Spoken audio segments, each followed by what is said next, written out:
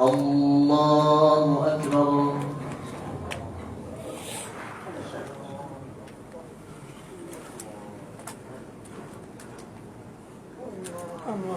الحمد لله رب العالمين الرحمن الرحيم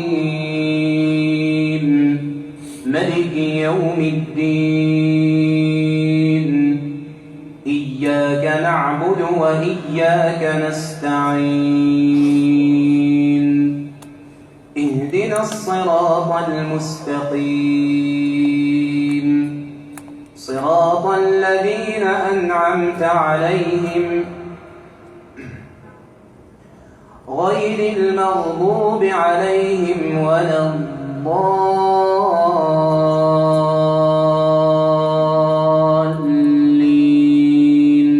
آمين. ويسألونك عن الروح قل الروح من أمر ربي وما أوتيتم من العلم إلا قليلا ولئن شئنا لنذهبن بالذي أوحينا إليك ثم لا تجد لك به علينا وكيلا إلا رحمة من ربك إن فضله كان عليك كبيرا. قل لئن اجتمعت الإنس والجن على أن يأتوا بمثل هذا القرآن لا يأتون بمثله ولو كان بعضهم لبعض ظهيرا. ولقد صرفنا للناس في هذا القرآن من كل مثل فأبى أكثر الناس إلا كفورا.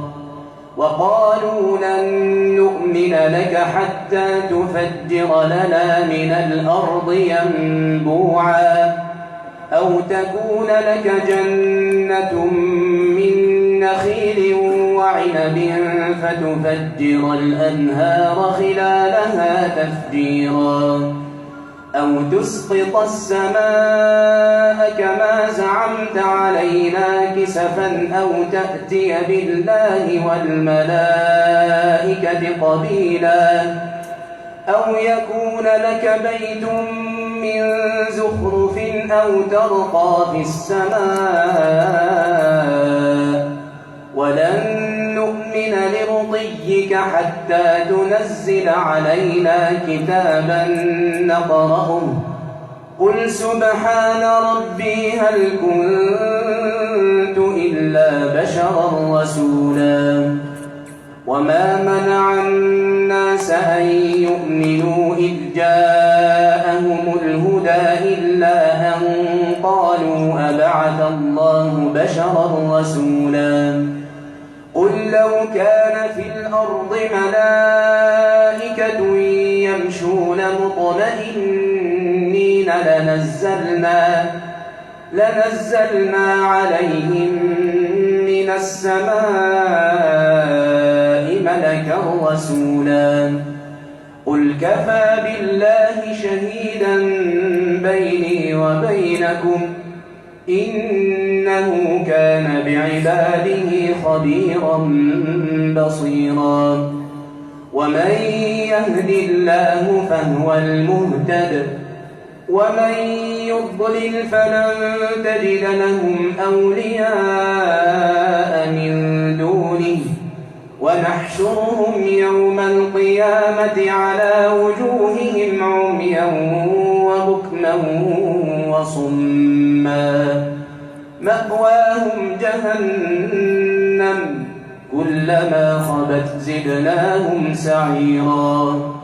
ذلك جزاؤهم بأنهم كفروا بآياتنا وقالوا أئذا كنا عظاما ورفاتا إنا لمبعوثون خلقا جديدا.